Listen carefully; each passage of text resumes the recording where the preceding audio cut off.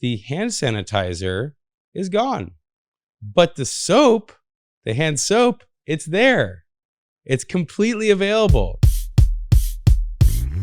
LawFlip, objection, your honor. Turn the game upside down. LawFlip, objection, your honor. Turn the game upside down.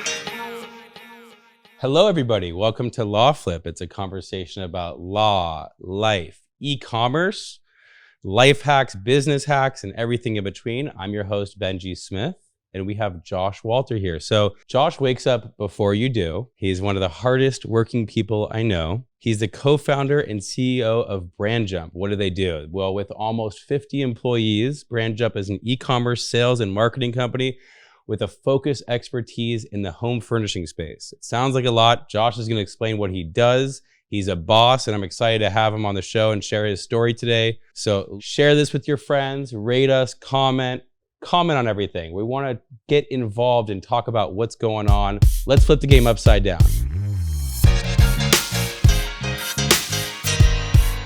Josh, so happy to have you here. So explain to us, what is BrandJump? So first of all, Benjy, thank you for having me. Super excited to be here. I've been thinking about this for the last couple of weeks, pumped up about it. So BrandJump, we started the business about 10 years ago. We are based in LA, about 40 employees. Half of the team is in the LA office, the other half working remotely from their homes around the country. And we're an e-commerce sales and marketing team. So we're not an internet retailer. We don't buy and sell product. We're a services company. And we work for manufacturers exclusively in the home furnishings and decor space. We have about 25 to 30 clients across decorative lighting, indoor furniture, outdoor living, textiles, accent decor. And for every one of those manufacturers, we collaborate with them and manage the entirety of their wholesale e-commerce strategy.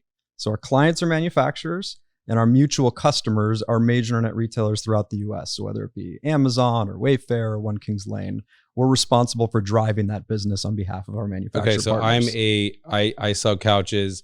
You represent me. You then get my couches sold on Amazon, the Wayfairs of the world. Yeah, it's about building the brand and capitalizing not only on the awareness opportunity as a result of all the traffic that comes online, but it's also about building the sales volume opportunities as well. Okay, let's talk about your path to BrandJump. Where'd you start? Yeah, so I was born and raised in LA. I went to the University of Iowa, if you can believe that. Nice Jewish boy in Iowa. A nice Jewish boy in Iowa. Went to Iowa for baseball, actually. Mm-hmm. We played baseball together in high school. We played baseball together in high school, and it was the best. It's the only thing that I did. I was extremely, extremely passionate about baseball. Was willing to leave my friends and family to go there, all by myself, basically, no friends in Iowa. And went there for baseball. After about 6 months, ended up getting cut from the team. Devastating blow in terms of just working to pursue my passion in life.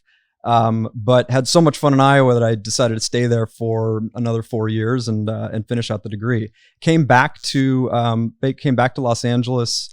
Got my JD MBA at Pepperdine. I only started in law school, but then wanted to get the business degree on top of that because I was more interested in the business side of things. And through a mentorship program, decided that I wanted to find a small, smart, entrepreneurial-run business that I could learn and grow with. And met with a lot of different businesses, found one, worked for one, and those folks, husband and wife, are actually now my business partners in the new business. I remember when you were getting out of law school, you had this idea. You're like, I want to just find somebody who has a business, and I want to basically ultimately either take it over or partner with them. Like, it was the first time I ever heard such a plan. Like, maybe it's a common plan, but like, what gave you the idea that was what made sense to do? Yeah, I would say it's generally an uncommon plan. A lot of people that I met with trying to pursue this idea of finding a small business to partner with, they thought that I was, completely insane. But I really have kind of lived and died by this principle of tying my labor to equity as soon as possible. And when I learned that from a mentor of mine in school, I basically embarked on a path or on a journey to find a small business that I could tie myself into and just learn from the ground up. Okay, so what does that mean? So for lawyers out there, a lot of us become a partner. Okay. Find a way to have ownership in something. Because if you're doing the alternative, if you are just working as a traditional lawyer, you're tying your time to money. So you have an hourly rate. Why was it so important for you to tie your time to equity? Since I was a kid, I always wanted to build something, and I wanted to build something that I could call my own, that would inspire me, that would inspire others, that I could get other people to be a part of a vision, and for me to be able to have the impact that I wanted to on that business that I wanted to build. It was something that I would need to have some degree of ownership in. Were you concerned about not taking a traditional lawyer route and instead going on this path to finding a business to work in? I got really lucky in that this mentorship program that inspired me to do this occurred while I was in school. So I had the opportunity to do a lot of the work and the due diligence while I was a student in finding one of these businesses. So I was not working in a traditional role where I was supporting, a family that I needed to leave and take a huge risk. I was in school learning, and I had an opportunity to really just figure it out while I was there and get some sort of a free education, on the way up. Fast forward to today, you have a business with 40 plus employees. What do you think are the business principles that you think brought you the success that you have today? There are a few things that I always try and think about on a daily basis. And I would say the first one is building an incredible team, because the team is what really drives the entire business. It's not me. It's building a team that is better than what you could ever do on your own. And in building a team, there are a couple of principles that I live by. And, one of them is, in terms of hiring, Warren Buffett has this great quote where he says to hire for energy and intelligence and integrity. And if you don't have the last one, the first two will kill you. So it's about hiring extremely intelligent, driven people that really have good character. What do you do to figure it out? We have a pretty methodical interview process. I mean, it's there are multiple steps that also include assessment tests and whatnot. So it's done like at the company level with multiple people on our team getting their take, and then it's also done from more of a more of an assessment level where there's something that's professional that it's actually, reviewed at the end of the day. And then as it relates to your employees, what's your leadership style? What's the way that you think people describe you as a leader? I would say probably collaborative. Just in speaking of quotes and leaders, Steve Jobs has this great quote where he says, we don't hire people so they can tell, or so we can tell them what to do. We hire great people so they can tell us what to do. So I think that people would, I hope that my team would say that I do a lot of listening. I'm not very dictatorial. It's very rare that I operate that way. And I listen and I collaborate and I try and be supportive of the things that they're trying to do. But I also understand that, we've hired people that know what they're doing, and it's my job to support them, but to get out of their way when they're trying to do their jobs. Is that hard for you to do? I would say in the beginning, when I, got this opportunity to own and build something, it was something that I felt like I had to have, control over every single thing. But, in order to scale, I read somewhere that, if you're going to grow your business by 10x, the business can't need you. So if you think about it all the time, it's about bringing great people into your organization and then letting them do what they wanted to join you for. What do you actually do practically on a day-to-day basis to avoid you being needed, which is a very weird place to be? Yeah, it is odd, and it's something that's taken me a long time to get used to. And I would say, I'm not there, and I don't know if I'll ever be there, but it's something that is in the back of my mind that like I need to work to collaborate with the team, build the team so that they're empowered to do something great. What does it look like though? Like what are the practical ways that it's actually happening? So you go to the office tomorrow, how are you giving them the confidence and the latitude to go do the things that you would otherwise maybe feel like you have to do? I'd say a couple ways. So first of all, I'm extremely process oriented. So when the business was very small and I started to realize that I needed to replace myself in different places, I did a lot of writing, right? Writing out processes, the way that I envisioned things should happen, but not writing enough where you're putting smart people in a box, because that would be extremely counter to what I referenced earlier. But having kind of a general understanding from a consistency standpoint of, job duties, roles, etc., and then putting people that are extremely smart and driven and have good character in those roles to do their job. So that takes a lot of discipline, because while you're scaling the business, you have to decide between, I need to go make a sale today and make some money, versus this thing that it's not a tangible, immediate benefit. Did you find it hard to have the discipline to do that? Yeah, absolutely. Yeah, it's worth it. It's definitely worth it. It's something that it's taken me a long time to figure out a way to drive myself to execute on non-urgent but important tasks. So most of my tasks are not fire drills, because we have a team in place that's managing, the client partnerships, the customer partnerships. So I'm not on the front lines of those things. So that means that my task list is very non-urgent, but important, because a lot of those things have an impact on the entire organization. They're about, building culture.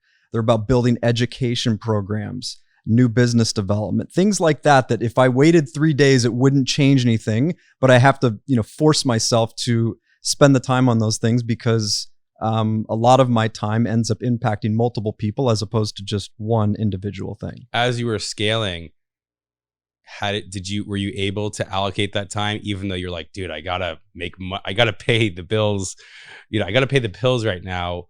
Allocating this time is really a risky thing to do, but I have to do it. Truthfully, the first 3 to 5 years of the business, again, that's, which was half of our business life ago. It was a 7-day-a-week job. It was nights, weekends, because I was on the front lines and I was, behind the scenes trying to build a business. And as the revenue was generated, we could hire better and smarter people than what I could do on my own from a task-oriented standpoint. So it was, you really had to balance it. And it was, well, in the beginning, there was no balance. Right. But over time, I had to learn to balance it as I now have a family that needs me like the business needs me. Okay, what is the most important thing as an entrepreneur that's scaling their business to be focused on a daily basis, or at least on a consistent basis? Yeah, I would say, I don't know if there's one most important thing. I think that building a team is critical. I think that having integrity in every single thing that you do is critical. There are a lot of opportunities as a business owner to be unethical. And something I learned a long time ago that one of my mentors mentioned to me was never do anything that if it ended up on the front page of the newspaper, you'd be embarrassed to explain to your children. Yeah, in litigation, we talk about that as like, imagine that whatever you're writing is going to be Exhibit A in a deposition or in a lawsuit. Exactly. So I think that always having integrity. And then the last thing is know your numbers. Whether you're a small business, one person, or you're a publicly traded company, if you have fiscal responsibility, financial responsibility within the company, in terms of the decisions that you make, you have to understand your numbers incredibly well so that you know that the decisions that are made by the team or by you, how they're actually going to have an impact on top line, your expenses, and your bottom line as well. So understanding each of the key financial statements, your balance sheet, your income statement. And truly, if it's not your thing and you're a business leader, that's okay, but get a tutor. If there were elements of the financials that I didn't have a deep understanding of, I literally would go back to the college that I went to, or the MBA program that I went to. I'd find a professor and I'd ask for a favor. It's amazing how many opportunities you get when you just ask, and you have no ulterior motives. That makes sense. So know your financials. What are some of the things that people are missing out by not being in touch with their financials? I don't know. Well, I mean, I think that if business owners aren't looking at their financials, they may not be in business for very long. So I don't know if there's like a specific element of an income statement. You're used to being in a real business. Law firms don't operate like businesses, and thankfully you've been able to avoid this. I think understanding cash flow. Okay. I would say that's probably the most important thing. I mean, we, in our business, I think that we have, we've done a good job of reinvesting, and there have been times throughout our 10-year period that we may have reinvested a little bit too fast, and it was costly, to the bottom line. Now, great for our clients, great for our team, great for our customers, but as a business owner that is self-funded with no debt, that can be, quite painful. So and what's your take on debt? Should you be taking money as an entrepreneur? Should you be getting lines of credit? I think that it really depends on what your goals are.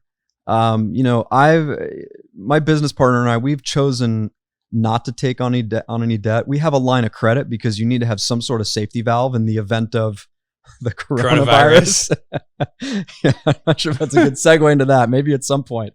But I think, having certain protections, from a line of credit standpoint and building that credit, building relationships with banks.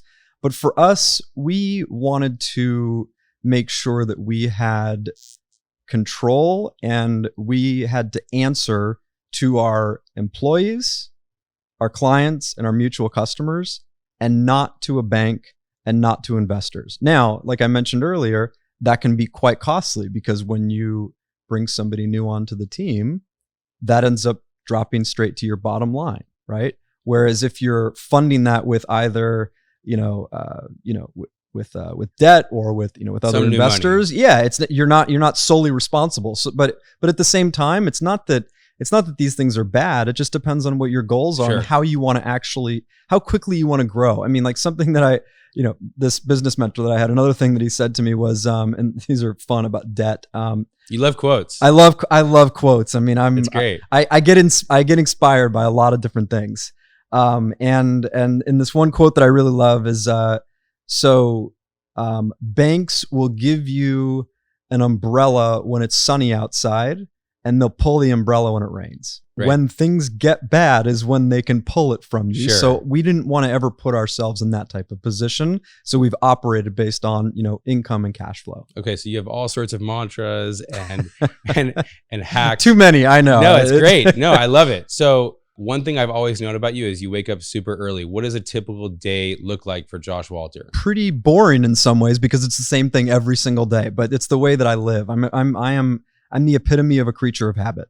I get up between 4:30 and 5 every morning. I shower, I eat, and I'm done with that by 6 o'clock because that's when my kids wake up. I have a 4 and 5-year-old girl, and I want to be fully ready and present and not getting ready for the 30 or 40 minutes that I get with my children before I go to work. So I get to work around 7 o'clock. I do what I do while I'm there until around 5-ish. Go to the gym and then come home, spend time with my kids, my wife. And then I usually go to bed around sometime between 8 and 9 o'clock, depending on the day. In terms of education, do you still find time in your day or in your week to educate yourself? Or are you at the point where you're just so loaded up with things that you don't have time for that? I think that I've gotten more time for those things over the years. I think that, advice to any business owner, and maybe this isn't even advice. I think that in order to create something, you have to have some sort of unending desire to learn. And I happen to have that. I want to learn something, and I don't have any, I need to learn something every single day, but, I want to learn, and I humble myself by making sure that I have smart people around me that may have done some of the things that I'm trying to do before. So I'm a huge believer in mentorship.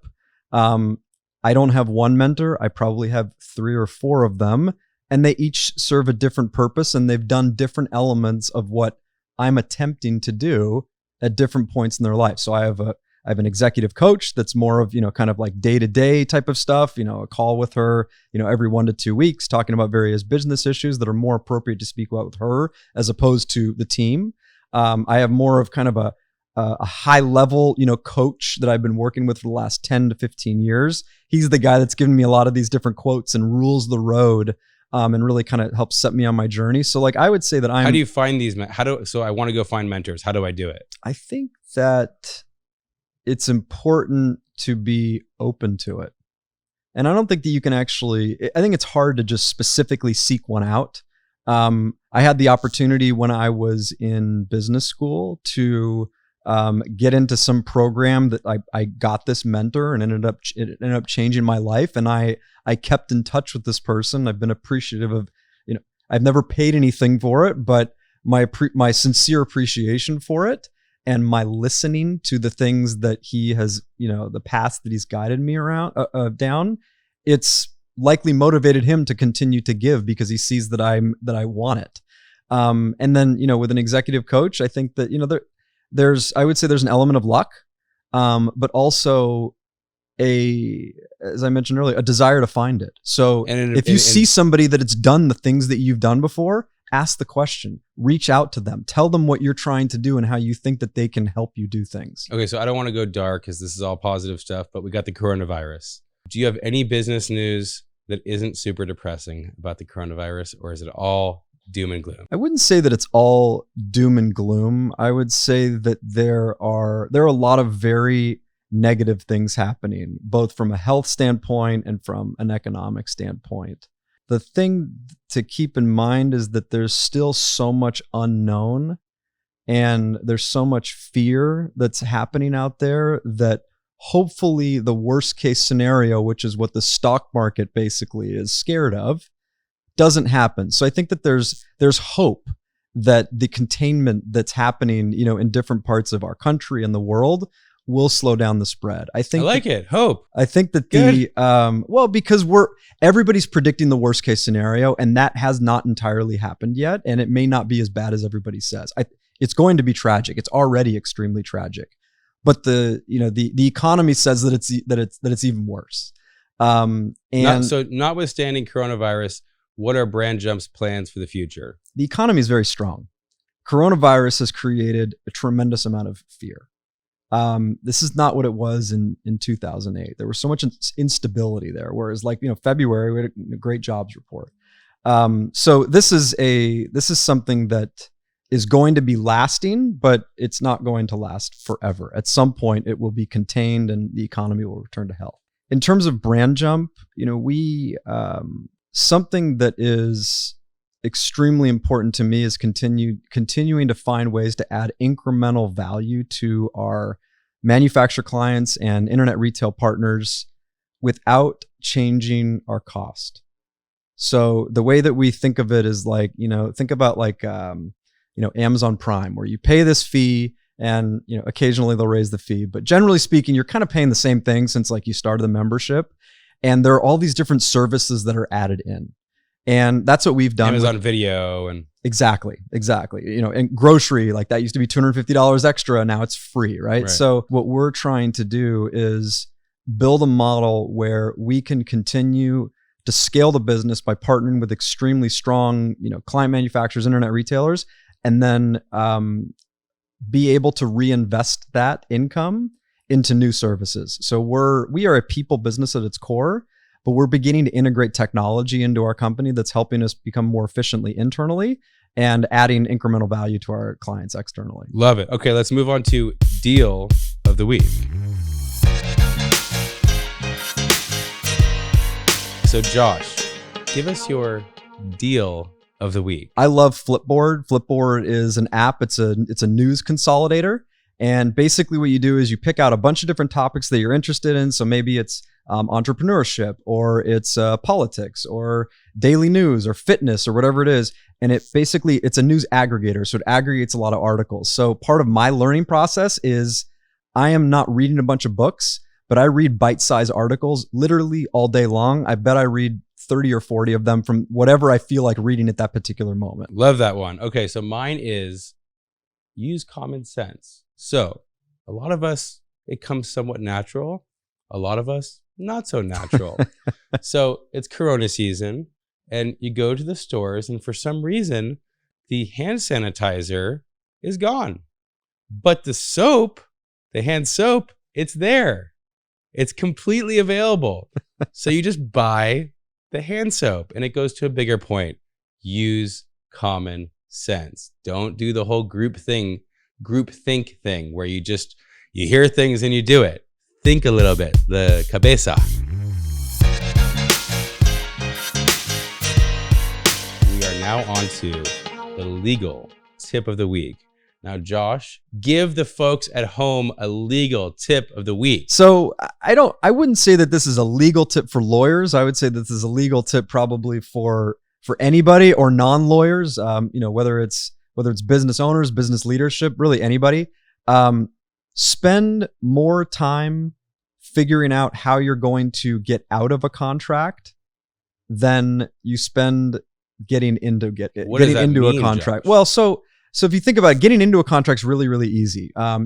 You want what you're getting when you're signing a deal, right? Like everybody's really excited. If you're entering into a partnership, your business partner, everybody's really excited about doing things. But I think that it's seldom in many cases, especially if you don't have much experience, to overlook the idea of like, how do you get out of the agreement if things don't work out well, and ensuring that you have a good exit strategy in any contract, whether it's a partnership agreement, whether it's some sort of services agreement, just understanding how you can thoughtfully extract yourself. And it's not one-sided. It's the other party as well, having a real conversation about, hey, what happens if this doesn't work out? Because that's the whole point of an agreement, is if we thought that everything was going to be peachy every time, exactly, you wouldn't need a contract. So that makes perfect sense. So you're using common sense, which you're suggesting, but that doesn't always happen. Right. Okay. So my legal tip of the week. So with the coronavirus, there's a lot of racism going around, and we represent people who make claims for, among other things, racial discrimination. And so what happens is there's all sorts of people in the workplace and other places that are literally making comments. Let's say you have Asian ancestry.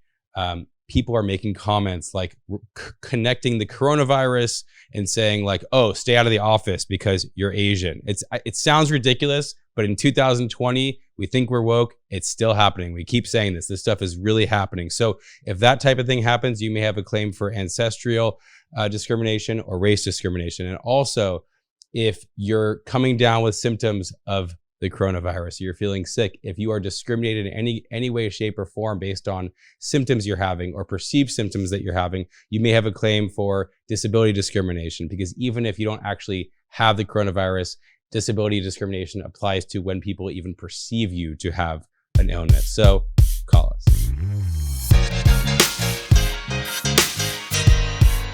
Josh, isn't it annoying when you sign up for a subscription trial period and it requires your credit card? Extremely. Okay, well, wouldn't it be great if you never had to submit your actual credit card number, or you could block the merchant from charging you until you approve it? Yes, it'd be amazing.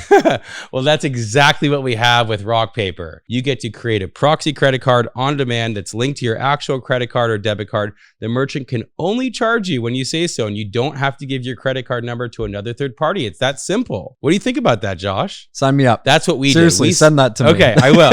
Okay, so that's what we did. We signed up. We moved all of our credit card info to rockpaper.com. It's a great company. We no longer fear free trials. We can live without that fear. So it's rockpaper.com. It's ROCKPAPR without the E. And I want you to go sign up, rockpaper.com. Join the movement. Okay, Josh, tell the people at home where we could find you, learn more about you. Yeah, so first of all, when you invited me to do this a while ago, I was extremely excited about it. So I'm glad we're able to do it. So you can find me on LinkedIn. My name is Josh Walter. You can find BrandJump on our website, www.brandjump.com. So what we learned today is you want to have an insatiable appetite for learning. You want to listen to your employees. You want to hire people that basically you could learn from, and that you're not really telling them what to do. They're almost telling you what to do in a sense. You want to have hard work, passion, drive, and be open to continue learning, and just really put in hard work and bust your ass. So Josh, be inspired. LawFlip audience, you want to work your ass off just like Josh Walter does. We look forward to seeing you next week. Let's flip the game upside down. LawFlip, objection, your honor. Turn the game upside down. LawFlip, objection, your honor. Turn the game upside down. upside down. Okay, so Ariane, they're asking where they could find us. So for LawFlip, it's at LawFlip and LawFlip.com. For Smith & Benowitz, our law firm, which does personal injury, employment, and class actions, you can find us at Smith Benowitz and SmithBenowitz.com. For the personal stuff, like where you're really going to find the juicy stuff, at Benjy Smith and BenjySmith.com.